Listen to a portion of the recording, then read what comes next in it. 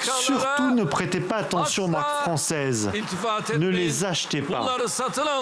Nous avons un homme en très grande difficulté qui cherche à exporter les problèmes de la Turquie en désignant un ennemi à l'extérieur. Depuis quelques jours, certains internautes attaquent directement la France et son président.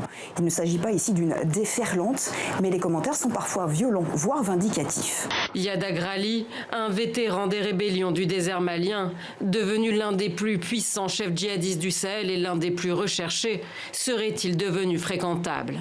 Interrogé à Bamako sur la position de Paris concernant le dialogue avec les terroristes, le chef de la diplomatie française répond: c'est les accords de paix qui font la paix. Aujourd'hui, la France ferme les yeux. Elle ferme les yeux sur quelque chose de très simple, c'est que la Constitution, il n'est même pas question de troisième mandat ou quoi que ce soit, comme on entend parler un petit peu partout. La Constitution stipule qu'un président peut être réélu une fois. Est-ce que Alassane Ouattara a été élu puis réélu? Oui, en 2010 et en 2015. Donc les choses sont absolument claires.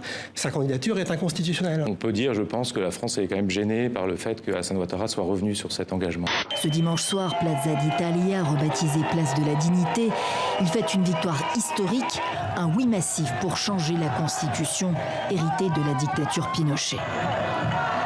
Il faut 2 paires de gants, 3 surblouses, masques, lunettes, avant d'entrer dans la chambre des malades de la Covid-19.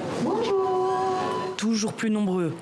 Dans ce CHU de Liège, l'inquiétude a laissé place au découragement.